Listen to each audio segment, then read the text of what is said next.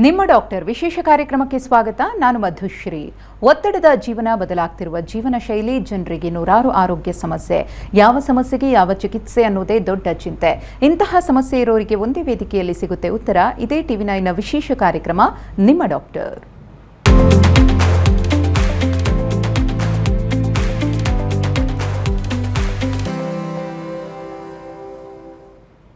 ಇವತ್ತಿನ ನಿಮ್ಮ ಡಾಕ್ಟರ್ ಕಾರ್ಯಕ್ರಮದಲ್ಲಿ ಲಿಂಗ ಬದಲಾವಣೆ ಆಪರೇಷನ್ ಬಗ್ಗೆ ನಾವು ಬೆಳಕನ್ನು ಚೆಲ್ತಾ ಇದ್ದೀವಿ. ಅದರ ಕುರಿತು ಒಂದಷ್ಟು ಮಂದಿಗೆ ಪ್ರಶ್ನೆಗಳಿರಬಹುದು, ಅಥವಾ ಈ ಆಪರೇಷನ್ ಹೇಗೆ ನಡೆಯುತ್ತೆ, ಪ್ರಕ್ರಿಯೆಗಳು ಹೇಗಿರುತ್ತೆ, ಈ ಲಿಂಗ ಬದಲಾವಣೆಯನ್ನು ಮಾಡಿಸ್ಕೊಳ್ಳೋದಕ್ಕೆ ಇಚ್ಛಿಸುವವರ ಮನಸ್ಥಿತಿಗಳು ಹೇಗಿರುತ್ತೆ, ಅವರು ಎದುರಿಸುವಂತಹ ಸವಾಲುಗಳೇನು. ಮುಕ್ತವಾಗಿ ಈ ವಿಚಾರದ ಬಗ್ಗೆ ಹೆಚ್ಚು ಕಡೆಗಳಲ್ಲಿ ಚರ್ಚಿಸದೇ ಇರೋದರಿಂದ ಒಂದಷ್ಟು ಮಂದಿಗೆ ಗೊಂದಲಗಳು ಸಹಜವಾಗಿ ಈ ಚಿಕಿತ್ಸಾ ವಿಧಾನಕ್ಕೆ ಸಂಬಂಧಪಟ್ಟಂತೆ ಇದ್ದೇ ಇರುತ್ತೆ.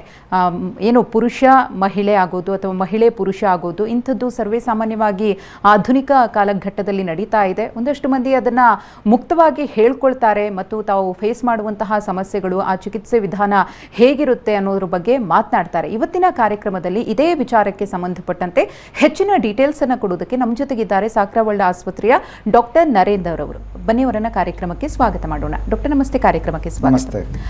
ಡಾಕ್ಟರ್, ಈ ಟ್ರಾನ್ಸ್ಜೆಂಡರ್ ಸರ್ಜರಿ ಅಂದರೆ ಯಾರು ಕೂಡ ಮುಕ್ತವಾಗಿ ಅಷ್ಟು ಮಾತನಾಡೋದಕ್ಕೆ ಇಚ್ಛೆ ಪಡೋದಿಲ್ಲ. ಆ ವಿಷಯ ಕೇಳ್ತಾ ಇದ್ದ ಹಾಗೆ ಅನೇಕ ಮಂದಿ ಅವರನ್ನು ಕೀಳಾಗಿ ನೋಡುವಂತಹ ಪರಿಸ್ಥಿತಿಯನ್ನು ಕೂಡ ನಾವು ಗಮನಿಸಿದ್ದೀವಿ. ಯಾರು ಕೂಡ ಸಮಾಜದಲ್ಲಿ ಒಪ್ಕೊಳ್ಳೋದಿಲ್ಲ. ಆದರೆ ಮನಸ್ಥಿತಿಗಳಿದೆಯಲ್ಲ, ಆ ರೀತಿ ಅವರನ್ನು ಬದಲಾಗೋ ರೀತಿ ಮಾಡುತ್ತೆ ಅನ್ನೋದನ್ನು ಕೂಡ ನಾವು ಅನೇಕ ಸಂದರ್ಭಗಳಲ್ಲಿ ಕೇಳ್ಪಟ್ಟಿದ್ದೀವಿ, ಮೂವಿಯಲ್ಲೂ ಕೂಡ ನಾವು ನೋಡಿದ್ದೀವಿ. ಸೊ ಅದ್ರ ಬಗ್ಗೆ ನಾವು ಮಾತನಾಡೋದಾದರೆ. ಹೌದು, ಸೊ ನೀವು ಕರೆಕ್ಟಾಗಿ ಹೇಳಿದ್ದೀರಾ. ಇದನ್ನ ಬಗ್ಗೆ ಮಾತಾಡೋಕ್ಕೆ ತುಂಬ ಜನ ಸಂಕೋಚ ಪಡ್ತಾರೆ ಅಥವಾ ಇದನ್ನು ಕೀಳ್ ಥರ ನೋಡ್ತಾರೆ. ಅದು ತಪ್ಪು. ಯಾಕೆಂದರೆ ಇದನ್ನು ಅಫೆಕ್ಟ್ ಆಗಿರೋರು ಮನುಷ್ಯ, ನಮ್ಮ ಥರನೇ ಮನುಷ್ಯ. ಸೊ ಅವ್ರಿಗೆ ನಾವು modern surgery Dwarka, modern treatment options Dwarka help ಮಾಡ್ಬೋದು ಮತ್ತು ಅವ್ರನ್ನ ಎಲ್ಲ ಥರ ನಾರ್ಮಲ್ ಲೈಫ್ಗೆ ತಗೊಂಡು ಬರ್ಬೋದು.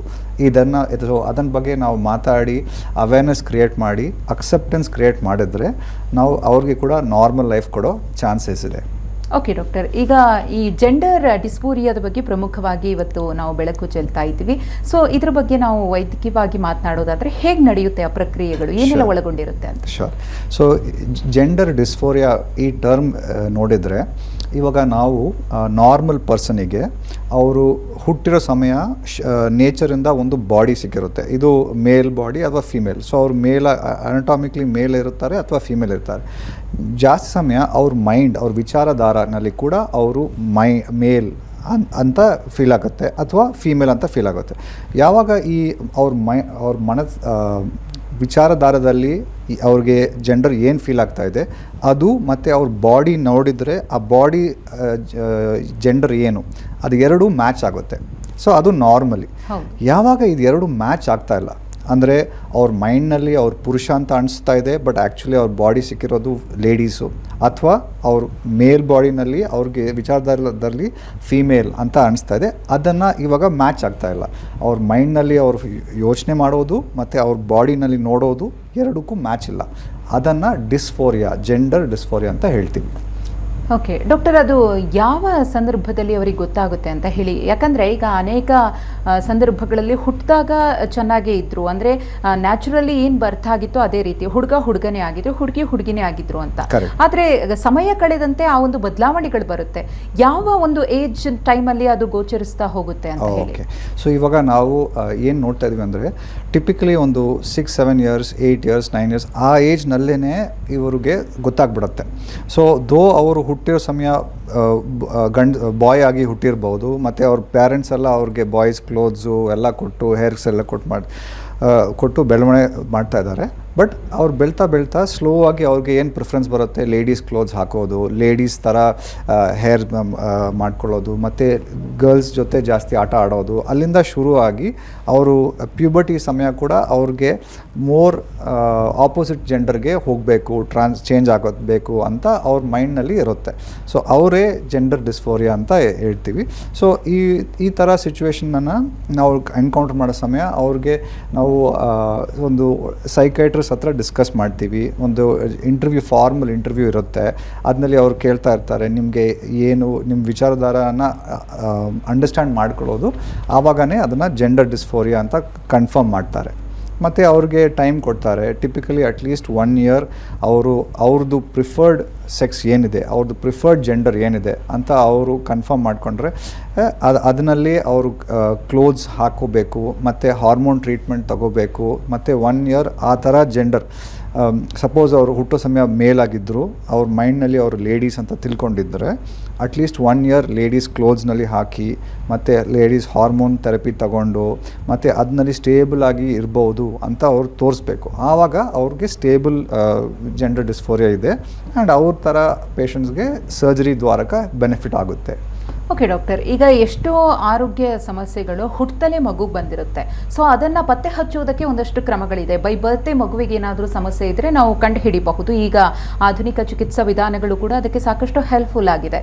ಈ ಒಂದು ಸಮಸ್ಯೆಯನ್ನು ಕೂಡ ಬೈ ಬರ್ತೆ ಕಂಡುಹಿಡಿಯಬಹುದಾ ಅನ್ನೋದ್ರ ಬಗ್ಗೆಯೂ ಕೂಡ ಪ್ರಶ್ನೆಗಳಿರುತ್ತೆ. ಸೊ ಬೈ ಬರ್ತು ಇವರು ಎಲ್ಲ ಥರ ನಾರ್ಮಲ್ ಆಗಿರ್ತಾರೆ.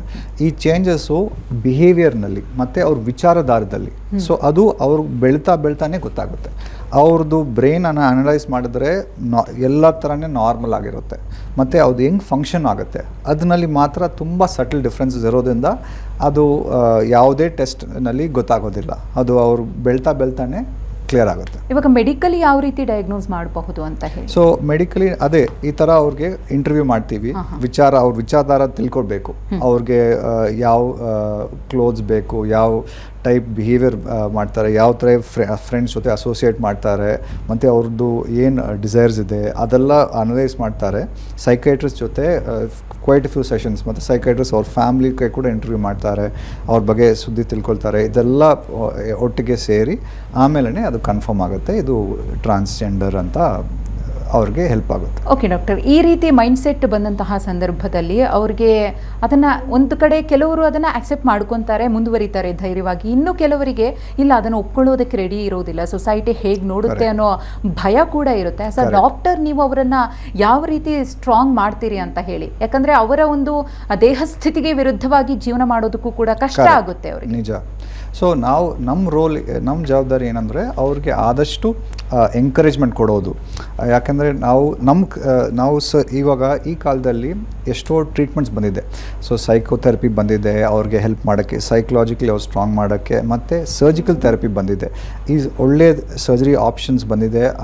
ಅವ್ರದ್ದು ಬಾಡಿಯನ್ನು ಕನ್ಫರ್ಮ್, ಅವ್ರದ್ದು ಮೈಂಡ್ನಲ್ಲಿ ಏನು ಜೆಂಡರ್ ಚೂಸ್ ಮಾಡಿದ್ದಾರೆ ಅದಕ್ಕೆ ಮ್ಯಾಚ್ ಮಾಡೋ ಥರ ಬಾಡಿಯನ್ನು ಚೇಂಜ್ ಮಾಡ್ಬೋದು ಸರ್ಜರಿ ದ್ವಾರಕ. ಹಾಗಾಗಿ ಅವ್ರ ಕಾಂಗ್ರುಯೆನ್ಸ್ ಬಂದು ಅವ್ರಿಗೆ ಇಂಟರ್ನಲ್ ಅವ್ರ ಜೆಂಡರ್, ಎಕ್ಸ್ಟರ್ನಲ್ ಜೆಂಡರ್ ಎರಡೂ ಮ್ಯಾಚ್ ಮಾಡೋ ಥರ ಮಾಡಿ ಅವ್ರಿಗೆ ಹೆಲ್ಪ್ ಮಾಡ್ಬೋದು. ಸೊ ಆ್ಯಂಡ್ ತಿರ್ಗಾ ನಾವು ಹೇಳ್ತೀವಿ, ಟೈಮ್ ಆಗ್ತಾ ಸೊಸೈಟಿ ಸ್ಲೋ ಆಗಿ ಇದನ್ನ ಬಗ್ಗೆ ಅವೇರ್ನೆಸ್ ಬರುತ್ತೆ. ಆ್ಯಂಡ್ ಅವೇರ್ನೆಸ್ ಬರ್ತಾ ಖಂಡಿತವಾಗಿ ಫ್ಯಾಮಿಲಿ ಸಪೋರ್ಟ್ ಕೂಡ ಇನ್ಕ್ರೀಸ್ ಆಗುತ್ತೆ. ಮತ್ತು ಅವ್ರಿಗೆ over time is every possibility ಅವರು ಎಲ್ಲ ಥರ ನಾರ್ಮಲ್ ಆಗಿರ್ಬೋದು ಅಂತ ನಾವು ಎಂಕರೇಜ್ ಮಾಡ್ತೀವಿ. ಓಕೆ ಡಾಕ್ಟರ್, ಈಗ ಮೇಲ್ ಟು ಫೀಮೇಲ್ ಅಂದರೆ ಪುರುಷನಿಂದ ಮಹಿಳೆ ಆಗೋದು ಅಥವಾ ಮಹಿಳೆಯಿಂದ ಪುರುಷನಾಗೋದು, ಈ ಒಂದು 2 ವಿಭಾಗಗಳಲ್ಲಿ ಹೆಚ್ಚಾಗಿ ಯಾವುದು ಕಂಡು ಬರ್ತಾ ಇದೆ ಸದ್ಯಕ್ಕೆ ಸೊಸೈಟಿಯಲ್ಲಿ? ಮೇಲ್ ಟು ಫೀಮೇಲ್ ಆಗ್ತಾರಾ, ಫೀಮೇಲ್ ಟು ಮೇಲ್ ಆಗ್ತಾರಾ, ಹೇಗಿದೆ ಅದು ಒಂದು? ಸೊ ಸದ್ಯಕ್ಕೆ ನಾವು ಟ್ರೆಂಡ್ಸ್ ನೋಡಿದರೆ ಜಾಸ್ತಿ ಮೇಲ್ ಟು ಫೀಮೇಲ್ ಕಾಣ್ತಾ ಇದೆ. ಸೊ ಮೇಲ್ ಟು ಫೀಮೇಲ್ನೇ ಇವಾಗ ಮೋರ್ ಕಾಮನ್ ಇದೆ. ಬಟ್ ಫೀಮೇಲ್ ಟು ಮೇಲ್ ಕೂಡ ಇದೆ ಆ್ಯಂಡ್ ಅದು ಕೂಡ ಸ್ಲೋ ಆಗಿ ಇನ್ಕ್ರೀಸ್ ಆಗ್ತಾ ಇದೆ. Maybe male to female ಸದ್ಯಕ್ಕೆ ಮೇಲ್ಸ್ ಇನ್ನೂ ಡೈರೆಕ್ಟಾಗಿ ಎಕ್ಸ್ಪ್ರೆಸ್ ಮಾಡ್ತಾ ಇದ್ದಾರೆ. ಸೊ ಹಾಗಾಗಿ ಬೋಲ್ಡಾಗಿ ಮುಂಚೆ ಬರ್ತಾ ಇದ್ದಾರೆ. ಲೇಡೀಸ್ ಕೂಡ ಸ್ಲೋ ಆಗಿ ಟ್ರಾನ್ಸ್ಫಾರ್ಮ್ ಆಗ್ತಾರೆ. ಬಟ್ ಅದು ಜಸ್ಟ್ ಸೊಸೈಟಲ್ ಚೇಂಜಸ್ ಇವಾಗ. ಚಿಕಿತ್ಸೆ ಹೇಗಿರುತ್ತೆ ಅಂತ ಡಾಕ್ಟರ್? ಶೋರ್. ಸೊ ಇದಕ್ಕೆ ಚಿಕಿತ್ಸೆ ಮಾಡೋದಕ್ಕೆ ಯೂಶ್ವಲಿ ನಾವು ಟೀಮ್ ಅಪ್ರೋಚ್ ಯೂಸ್ ಮಾಡ್ತೀವಿ. ಅಂದರೆ ಫಸ್ಟು ಒಂದು ಒಳ್ಳೆ ಸೈಕೈಟ್ರಿಸ್ಟ್ ನೋಡ್ತಾರೆ, ಡೀಟೇಲಾಗಿ ಪರೀಕ್ಷೆ ಮಾಡಿಬಿಟ್ಟು ಅವ್ರ ವಿಚಾರಧಾರನ ಅಂಡರ್ಸ್ಟ್ಯಾಂಡ್ ಮಾಡಿಕೊಂಡು ಅದಕ್ಕೆ ಬೇರೆ ಬಾಕಿ ಕಂಡೀಷನ್ಸ್ ಏನಿಲ್ಲ ಅಂತ ರೂಲ್ ಔಟ್ ಮಾಡಿ ಆಮೇಲೆ ಸರ್ಟಿಫಿಕೇಟ್ ಕೊಡ್ತಾರೆ, ಈ ಪೇಷಂಟು ಸ್ಟೇಬಲ್ ಆಗಿದ್ದಾರೆ ಸರ್ಜರಿ ಮಾಡ್ಕೊಳ್ಳೋಕ್ಕೆ. ಆ ಥರ ಇನ್ನೂ ಯೂಶ್ವಲಿ 2 ಡಿಫ್ರೆಂಟ್ ಸೈಕೈಟ್ರಿಸ್ಟ್ ಬೇರೆ ಬೇರೆ ಟೈಮ್ಸ್ನಲ್ಲಿ ನೋಡಿ ಕನ್ಫರ್ಮ್ ಮಾಡಿ ಕ್ಲಿಯರೆನ್ಸ್ ಕೊಡಬೇಕು ಸರ್ಜರಿಗೆ. ಆಮೇಲೆ ಸರ್ಜರಿ ದ್ವಾರಕ ಅವ್ರಿಗೆ ಯೂಶ್ವಲಿ ನಾವು ಏನು ಮಾಡ್ತೀವಿ, ಈ ಅವ್ರ ಬಾಡಿನಲ್ಲಿ ಮೇಲ್ ಕ್ಯಾರೆಕ್ಟರಿಸ್ಟಿಕ್ಸನ್ನು ಚೇಂಜ್ ಮಾಡಿ ಫೀಮೇಲ್ ಕ್ಯಾರೆಕ್ಟರಿಸ್ಟಿಕ್ಸ್ಗೆ ತಗೊಂಡು ಬರೋದು. ಸೊ ಮೇಲ್ ಈ ಸರ್ಜರಿ ದ್ವಾರಕನೇ ನಾವು ಹೆಲ್ಪ್ ಮಾಡ್ತೀವಿ. ಯೂಶ್ವಲಿ ಅದಕ್ಕೆ ಎರಡು ಮೇಲ್ ಟಾಪ್ ಸರ್ಜರಿ ಅಂತ ಹೇಳ್ತಾರೆ ಮತ್ತು ಬಾಟಮ್ ಸರ್ಜರಿ ಅಂತ ಹೇಳ್ತಾರೆ. ಟಾಪ್ ಸರ್ಜರಿ ಅಂದರೆ ಚೆಸ್ಟನ್ನು ಇಂಪ್ಲಾಂಟ್ಸ್ ಹಾಕಿ ಲೇಡೀಸ್ ಥರ ಮಾಡೋದು, ಮತ್ತು ಬಾಟಮ್ ಸರ್ಜರಿ ಅಂದರೆ ಅವರು ಇವಾಗ ಮೆನ್ ಥರ ಮೂತ್ರ ಮಾಡೋದು, ಅದನ್ನು ನಾವು ತೆಗೆದುಬಿಟ್ಟು ಫೀಮೇಲ್ಸ್ ಥರ ಒಂದು ಅಲ್ಲಿ ವಿಜಯನ ಮಾಡಿ ಕೊಡೋದು, ಅದೇ bottom surgery. So that is the male to female. Same thing opposite side, ಫೀಮೇಲಿಂದ ಮೇಲ್ಗೆ ಒಂದು ಅಲ್ಲಿ ಪೀನಸ್ ಥರ ಕ್ರಿಯೇಟ್ ಮಾಡೋದು ಮತ್ತು ಬ್ರೆಸ್ಟನ್ನು ತೆಗೆದುಬಿಟ್ಟು ಚೆಸ್ಟ್ ಫ್ಲ್ಯಾಟ್ ಮಾಡೋದು, that is a female to male surgery. Okay, ಈ ಮಾಡ್ರನ್ ಚಿಕಿತ್ಸಾ ವಿಧಾನಗಳ ಬಗ್ಗೆ ನಾವು ಮಾತನಾಡೋದಾದರೆ ಸಕ್ರವಳ್ಳ ಆಸ್ಪತ್ರೆಯಲ್ಲಿ ಯಾವ ರೀತಿ ಫೆಸಿಲಿಟೀಸ್ ಇದೆ ಅಂತ ಹೇಳಿ? ಶೋರ್. ಸೊ ಈ ಥರ ಸರ್ಜರಿ ಸಪೋರ್ಟ್ ಮಾಡೋಕ್ಕೆ ಒಳ್ಳೆ ಅನೆಸ್ಥಿಸಿಯಾ ಸ್ಟ್ಯಾಂಡ್ ಬೈ ಟೀಮ್ ಇದೆ, ಒಳ್ಳೆ ಸೈಕೈಟ್ರಿ ಡಿಪಾರ್ಟ್ಮೆಂಟ್ಸ್ ಇದೆ, ಸೈಕಾಲಜಿ ಡಿಪಾರ್ಟ್ಮೆಂಟ್ ಇದೆ ಕೌನ್ಸಿಲಿಂಗ್ ಮಾಡೋಕ್ಕೆ, and of course well trained surgeons ಇದ್ದಾರೆ. ಸೊ ಎಲ್ಲ ಫೆಸಿಲಿಟೀಸ್ ಇದೆ, ಗುಡ್ ಬ್ಯಾಕಪ್ ಇದೆ, ICU ಇದೆ, ಏನೇನು ಬೇಕಾಗುತ್ತೆ ಆಲ್ ಫೆಸಿಲಿಟೀಸ್ ಇದೆ ಈ ಥರ ಸರ್ಜರಿ ಮಾಡೋಕ್ಕೆ. ಓಕೆ ಡಾಕ್ಟರ್, ಈಗ ಈ ರೀತಿ ಮನಸ್ಥಿತಿ ಇದ್ದಾಗ ಅವರಿಗೆ ಮಾನಸಿಕವಾಗಿಯೂ ಕೂಡ ನೋವಾಗಿರುತ್ತೆ, ಸಮಾಜದಿಂದ ಸಾಕಷ್ಟು ಅವರು ಮಾತುಗಳನ್ನು ಕೇಳಿರ್ತಾರೆ, ಕುಟುಂಬದಿಂದ ಧಿಕ್ಕರಿಸಲ್ಪಟ್ಟಿರ್ತಾರೆ. ಅದರ ಜೊತೆಗೆ ಅವರಿಗೆ ಈ ಚಿಕಿತ್ಸೆಯ ಬಗ್ಗೆ ಇರುವಂತಹ ಆ ಒಂದು ಥಾಟ್ ಇದೆಯಲ್ಲ, ಅದು ತುಂಬ ನೋವುಕಾರಕ ಅಂತ ನಾವು ಕೇಳ್ಪಟ್ಟಿದ್ದೀವಿ. ಸೊ ಅದನ್ನು ಹೇಗೆ ರಿಸೀವ್ ಮಾಡ್ಕೋಬೇಕು, ಅದಕ್ಕೆ ಯಾವ ರೀತಿಯಾಗಿ ಆ ಟ್ಯಾಬ್ಲೆಟ್ಸ್ ಮುಖೇನವಾಗಿ ಅದರ ನೋವನ್ನು ಕಮ್ಮಿ ಮಾಡೋದಿರಬಹುದು, ಹೆಂಗಿರುತ್ತೆ ಅಂತ ಆ ಪ್ರೋಸೆಸ್? ಸೊ ಆ ಪ್ರಾಸೆಸ್ಸು ನಲ್ಲಿ ಮೇಯ್ನ್ ಆಗಿ ಸೈಕಲಾಜಿಕಲ್ ಕೌನ್ಸಿಲಿಂಗ್ ಇಂಪಾರ್ಟೆಂಟ್ ಆಗಿರುತ್ತೆ. ಅವ್ರಿಗೆ ಫಸ್ಟ್ ಆಫ್ ಆಲ್ ನಾವು ತುಂಬ ಸಹಾನುಭೂತಿ ಜೊತೆ ಅಂಡರ್ಸ್ಟ್ಯಾಂಡಿಂಗ್ ಜೊತೆ ಅಪ್ರೋಚ್ ಮಾಡಬೇಕು. ಆಲ್ರೆಡಿ ಈ ಮಾಮೂಲು ಪೇಷಂಟ್ ಥರ ಇಲ್ಲ, ಇವ್ರಿಗೆ ಆಲ್ರೆಡಿ ಸೊಸೈಟಿಯಿಂದ ಸಿಕ್ಕಾಬಟ್ಟೆ ಪೇಯ್ನ್ ಬಂದಿದೆ, ಬೇರೆ ಫ್ಯಾಮಿಲಿ ಕೆಲವು ಜನರಿಗೆ ಲಕ್ಕಿ ಇರ್ತಾರೆ, ಪ್ಯಾರೆಂಟ್ಸ್ ಅಕ್ಸೆಪ್ಟ್ ಮಾಡ್ತಾರೆ, ಸಪೋರ್ಟ್ ಮಾಡ್ತಾರೆ, ಬಟ್ ಜಾಸ್ತಿ ಜನರಿಗೆ ಸಪೋರ್ಟ್ ಏನಿರೋಲ್ಲ. ಸೊ ಹಾಗಾಗಿ ಅವ್ರದ್ದು ಒಂದು ಕಮ್ಯುನಿಟಿ ಇದೆ, ಆ ಕಮ್ಯುನಿಟಿಯಿಂದನೇ ಅವ್ರಿಗೆ ಸಪೋರ್ಟ್ ಸಿಗುತ್ತೆ. ಸೊ ಹಾಗಾಗಿ ನಾವು ಆದಷ್ಟು ಅಂಡರ್ಸ್ಟ್ಯಾಂಡ್ ಮಾಡಿ ಅವ್ರಿಗೆ ಮೇಯ್ನಾಗಿ ಸೈಕಲಾಜಿಕಲ್ ಹೆಲ್ಪ್ ಬೇಕಾಗುತ್ತೆ, ಇಮೋಷ್ನಲ್ ಸಪೋರ್ಟ್ ಅದು ಸಿಕ್ಕಿದ್ರೆ ಬಾಕಿ ಎಲ್ಲ ಅವರು ಸ್ಲೋ ಆಗಿ ತಡ್ಕೊಳ್ತಾರೆ. ಮತ್ತು ಈ ಪ್ರಾಸೆಸ್ನಲ್ಲಿ ಸ್ಲೋ ಆಗಿ ಕ್ಯೂರೇಟಿವ್ ಸ್ಟೆಪ್ಸ್ ಬಂದರೆ ಅವ್ರಿಗೆ ಕಾನ್ಫಿಡೆನ್ಸ್ ವಾಪಸ್ ಬರುತ್ತೆ ಆ್ಯಂಡ್ ಓವರ್ ಟೈಮ್ ಸೆಟಲ್ ಆಗಿಬಿಡ್ತಾರೆ. ಓಕೆ ಡಾಕ್ಟರ್, ಈಗ ಒಂದು ಸಣ್ಣ ತಲೆನೋವು ಬಂದರೆ ಅಥವಾ ಸಣ್ಣದಾಗಿ ಫೀವರ್ ಬಂದರೆ ಒಂದು ಮಾತ್ರೆ ತಗೋಬೇಕು ಅಂದರೆ ನಾವು 1000 ಸಲ ಯೋಚನೆ ಮಾಡ್ತೀವಿ, ಅದು ನಮ್ಮ ದೇಹದ ಮೇಲೆ ಯಾವ ರೀತಿ ಸೈಡ್ ಎಫೆಕ್ಟ್ ಮಾಡಬಹುದು ಅಂತ ಹೇಳಿ ಸದ್ಯದ ಟೈಮ್ನಲ್ಲಿ. ಈಗ ಈ ಜೀವನವನ್ನೇ ಬದಲಾಯಿಸ್ಕೊಳ್ಬೇಕು, ಮುಂದೆ ನಾನು ಇದೇ ಒಂದು ದೇಹ ಸ್ಥಿತಿಯಲ್ಲಿ ಬದುಕಬೇಕಾಗುತ್ತೆ ಅಂದಾಗ ಸೇಫ್ಟಿ ಬಗ್ಗೆ ತುಂಬ ಕೇರ್ ಇರುತ್ತೆ. ಸೊ ಎಷ್ಟು ಸೇಫ್ ಆಗಿರುತ್ತೆ ಸರ್ಜರಿ ಅಂತ? ಕರೆಕ್ಟ್. ಸೊ ಈ ಸರ್ಜರೀಸು ತುಂಬ ಸೇಫ್. ನೀವು ಹೇಳೋ ಥರನೇ ಈ ಪೇಷಂಟ್ಸು ನಾವು ಎಲ್ಲರೂ ಯೋಚನೆ ಮಾಡ್ತೀವಿ ಸರ್ಜರಿ ಮಾಡಬೇಕಂದ್ರೆ ನಮ್ಮ ಮೇಲೆ first of all total faith ಇರಬೇಕು ಸರ್ಜನ್ ಕೆಳಗಡೆ ನೈಫ್ ಕೆಳಗಡೆ ಹೋಗೋಕ್ಕೆ. ಸೊ ಅದೇ ಸಮಯ ಏನಾಗುತ್ತೆ, ಜಾಸ್ತಿ ಸಮಯ ನಾವು ಏನು ನೋಡಿದ್ವಿ ಅಂದರೆ ಈ ಮೇಲ್ ಟು ಫೀಮೇಲ್ ಸರ್ಜರಿಗೆ ಮುಂಚೆ ಈ ಪೇಷಂಟ್ಸು ಸಿಕ್ಕಾಪಟ್ಟೆ ಯೋಚನೆ ಮಾಡಿರ್ತಾರೆ. ಅವ್ರಿಗೆ ತುಂಬ ಸಮಯ ನಾವು ಈ ಬಾಡಿನ ಚೇಂಜ್ ಮಾಡಬೇಕು ಅಂತ ಒಂದು ಡೆಸ್ಪರೇಷನ್ ತನಕ ಬಂದಿರುತ್ತೆ. ಸೊ ಅವರು ಬೇರೆ ದಾರಿ ಇಲ್ಲ, ಬೇರೆ ಆಪ್ಷನ್ಸ್ ಇಲ್ಲ, ನಾವು ಬಾಡಿಯನ್ನು ಹೆಂಗಾದರೂ ಸರ್ಜರಿ ದ್ವಾರಕ ಚೇಂಜ್ ಮಾಡಬೇಕು ಅಂತ ಅವ್ರಿಗೆ ಒಂದು ಕ್ಲಿಯರ್ ಡಿಟರ್ಮಿನೇಷನ್ ಬಂದಿರುತ್ತೆ. ಸೊ ಮತ್ತು ನಾವು ಏನು ಮಾಡ್ತೀವಿ, ಅವ್ರಿಗೆ ಆ ಸಮಯ ಡೀಟೇಲ್ಡಾಗಿ ಎಕ್ಸ್ಪ್ಲೇನ್ ಮಾಡ್ತೀವಿ, ಎಂಟೈರ್ ಪ್ರಾಸೆಸನ್ನು ಡಯಾಗ್ರಾಮ್ಸ್ ದ್ವಾರಕ ತೋರಿಸ್ತೀವಿ. ಮತ್ತು ಮುಂಚೆ ಆಪ್ರೇಟ್ ಮಾಡಿರೋ ಪೇಷಂಟ್ಸ್ದು ಕೆಲವು ಸಮಯ ಫೋಟೋಸ್ ಇರುತ್ತೆ, ಅದು ಕೂಡ ತೋರಿಸ್ತೀವಿ. ಸೊ ಜಾಸ್ತಿ ಸಮಯ ಏನಾಗುತ್ತೆ, ಕೆಲವು ಪೇಷಂಟ್ಸನ್ನು ಆಪ್ರೇಟ್ ಮಾಡಿರ್ತೀವಿ, ಅವ್ರ ಕಮ್ಯುನಿಟಿನಲ್ಲಿರೋರು ಅವ್ರು ನೋಡಿಬಿಟ್ಟು ಡಿಸ್ಕಸ್ ಮಾಡಿಬಿಟ್ಟು ಎಲ್ಲ ಕ್ಲಿಯರ್ ಮಾಡಿಬಿಟ್ಟು ಆಮೇಲೆ ಬರ್ತಾರೆ. ಸೊ ನಮ್ಮ ಕೆಲಸ ಆಲ್ರೆಡಿ ಹಾಫ್ ಆಗಿ ಕಡಿಮೆ ಆಗಿರುತ್ತೆ ಅದೊಂದು ವಾರಕ್ಕೆ. ಡಾಕ್ಟರ್, ಈಗ ಈ ರೀತಿ ಬದಲಾದಮೇಲೆ ಮೇಲ್ ಟು ಫಿಮೇಲ್ ಅಥವಾ ಫಿಮೇಲ್ ಟು ಮೇಲ್ ಆದಮೇಲೆ ಈಗ ಪುರುಷರು ಹೇಗೆ ಅವರ ಜೀವನವನ್ನು ಕಳೀತಾರೋ ಸಹಜವಾಗಿ ಮಹಿಳೆಯರು ಹೇಗೆ ಅವರ ಮಂತ್ಲಿ ಸೈಕಲ್ಸ್ ಎಲ್ಲ ಇರುತ್ತಲ್ಲ, ಸೊ ಅದೇ ಇಲ್ಲೂ ಕೂಡ ಅಳವಡಿಕೆ ಆಗುತ್ತಾ ಹೇಗೆ? ಇಲ್ಲ. ಸೊ ನೇಚರ್ ಕೊಟ್ಟಿರೋದು ನಾವು ಪೂರ್ತಿಯಾಗಿ ಕಾಪಿ ಮಾಡೋಕ್ಕಾಗಲ್ಲ. ಸೊ ಬರೀ ಅಟ್ಲೀಸ್ಟ್ ಎಕ್ಸ್ಟರ್ನಲ್ ಚೇಂಜಸ್ ಮಾಡ್ಬೋದು, ಬಟ್ ಆ ಫಂಕ್ಷನಿಂಗು ಈ ಲೇಡೀಸ್ ನೀವು ಹೇಳಿದಾರ ಲೇಡೀಸ್ಗೆ ಈ ಮಂತ್ಲಿ ಸೈಕಲ್ಸು ಅದು ಬರೋದಿಲ್ಲ. ಯಾಕೆಂದರೆ ಯೂಟ್ರಸ್ ಫಂಕ್ಷನ್ನು ಅದನ್ನು ಕೊಡೋಕ್ಕೆ ಸಾಧ್ಯ ಇಲ್ಲ. ಬರೀ ಇವಾಗ ಅವ್ರಿಗೆ ಜಾಸ್ತಿ ಸಮಯ ಏನು ಆಸೆ ಪಡ್ತಾರೆ ಅಂದರೆ ಅಟ್ಲೀಸ್ಟ್ ಒಂದು ನಾರ್ಮಲ್ ಅವ್ರದ್ದು ಸೆಕ್ಷುವಲ್ ಆ್ಯಕ್ಟಿವಿಟಿ ಅದಕ್ಕೋಸ್ಕರ ಏನು ಬೇಕು ಅಷ್ಟು ಮಾತ್ರ ಮಾಡಿಕೊಟ್ರೆ ಅವರು ಸಂತೋಷ ಪಡ್ತಾರೆ. ಅವ್ರಿಗೆ ಕ್ಲಿಯರಾಗಿ ಅರ್ಥ ಇರುತ್ತೆ, ಲೇಡೀಸ್ ಆಗಿ ಕನ್ವರ್ಟ್ ಆಗಿದ್ರೆ ಕೂಡ ಅವ್ರಿಗೆ ಚೈಲ್ಡ್ ಬರ್ತ್ ಆಪ್ಷನ್ ಇಲ್ಲ. ಸೊ ಇದು ಜಸ್ಟ್ ಅಟ್ಲೀಸ್ಟ್ ಒಂದು ಸೊಸೈಟಿಗೋಸ್ಕರ ಮತ್ತು ಅವ್ರ ಮೈಂಡ್ಗೋಸ್ಕರ ಮ್ಯಾಚ್ ಆಗೋದು ಅಷ್ಟೇ. ಈ ಸರ್ಜರಿ ಆದಮೇಲೆ ಡಾಕ್ಟರ್ ಎಷ್ಟು ದಿನ ಬೇಕಾಗುತ್ತೆ ಕಂಪ್ಲೀಟ್ ಆಗಿ ರಿಕವರ್ ಆಗೋಕೆ, ಮತ್ತು ಅವರು ತಮ್ಮನ್ನು ತಾವು ನೋಡ್ಕೋಬೇಕು ಅಂತ ಹೇಗೆ ಬಯಸ್ತಿದ್ರು ಆ ರೀತಿ ಒಂದು ನೋಡ್ಕೊಳ್ಳೋದಕ್ಕೆ ಎಷ್ಟು ದಿನ ಬೇಕಾಗುತ್ತೆ? ಕರೆಕ್ಟ್. ಸೊ ಇದು ಯೂಶ್ವಲಿ ಒಂದು ಸ್ಲೋ ಪ್ರಾಸೆಸ್ ಅಂತ ನಾವು ಎಕ್ಸ್ಪ್ಲೇನ್ ಮಾಡ್ತೀವಿ. ಸೊ ಬಾಟಮ್ ಸರ್ಜರಿ ಮಾಡಿದರೆ ಇವಾಗ ಈ ಮೇಲ್ ಟು ಫೀಮೇಲ್ ತಗೊಳ್ಳಿ, ಆವಾಗ ಮೇಲ್ ಟು ಫೀಮೇಲ್ ಸರ್ಜರಿ ಆದಮೇಲೆ ನಾವು ಏನು ಎಕ್ಸ್ಪ್ಲೇನ್ ಮಾಡ್ತೀವಿ ಅಂದರೆ ಯೂಶ್ವಲಿ ಅವರು ರೀಸಸ್ ಮಾಡೋಕ್ಕೆ ಒಂದು ಕ್ಯಾಥಿಟರ್ ಇರುತ್ತೆ. ಆ ಕ್ಯಾಥಿಟರನ್ನು ನಾವು ಯೂಶ್ವಲಿ 1 ವೀಕ್ 10 ಡೇಸ್ನಲ್ಲಿ ತೆಗೆದುಬಿಡ್ತೀವಿ. ಆಮೇಲೆಯಿಂದ ಅವರು ಲೇಡೀಸ್ ಥರ ರೀಸಸ್ ಮಾಡ್ಬೋದು. ಅದೇ ಸಮಯ ಅಲ್ಲಿ ವಜೈನಲ್ ಟ್ರ್ಯಾಕ್ಟ್ ಮಾಡಿರ್ತೀವಿ. ಅದನ್ನು ಕೂಡ ಯೂಶ್ವಲಿ ನಾವು ಏನು ಹೇಳ್ತೀವಿ ಅಟ್ಲೀಸ್ಟ್ 2 to 3 ಮಂತ್ಸ್ ಬೇಕಾಗುತ್ತೆ ಅದು ಫುಲ್ ಮೆಚ್ಯೂರ್ ಆಗೋಕ್ಕೆ. ಆಮೇಲೆ ಅದನ್ನು ಮಾಮೂಲು ಥರ ಯೂಸ್ ಮಾಡ್ಬೋದು. ಸೊ ಮತ್ತು ಈ ಬ್ರೆಸ್ಟ್ ಸರ್ಜರಿಗೆ ಕೂಡ ನಾವು ಯೂಶ್ವಲಿ 2 to 3 ಮಂತ್ಸ್ ಹೇಳ್ತೀವಿ ಫುಲ್ ಎಲ್ಲ ಸೆಟ್ಲ್ ಆಗೋಕ್ಕೆ, ಸಾಫ್ಟ್ ಆಗೋಕ್ಕೆ. So it's a slow process. ಈ ಟ್ರಾನ್ಸ್ಫಾರ್ಮೇಷನು ಟಿಪಿಕ್ಲಿ 6 to 9 ಮಂತ್ಸ್ ಆ ಥರ ಆಗುತ್ತೆ ಫುಲ್ ಸೆಟ್ಲ್ ಆಗೋಕ್ಕೆ.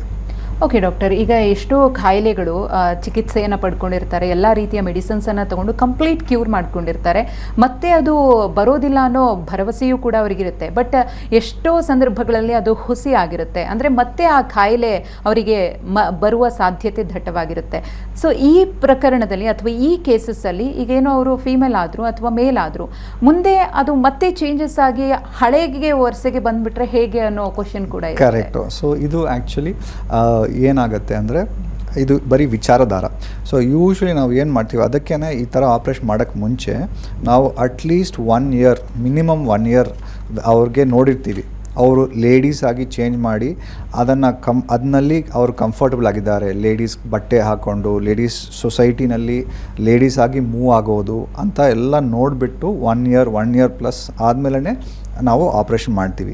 ಟಿಪಿಕಲಿ ಆ್ಯಕ್ಚುಲಿ ಆಪ್ರೇಷನ್ಗೆ ಬರೋಕ್ಕೆ ಮುಂಚೆ ಇವರು most people at least 6-7 years 8 years 10 years at least spend ಮಾಡಿರ್ತಾರೆ.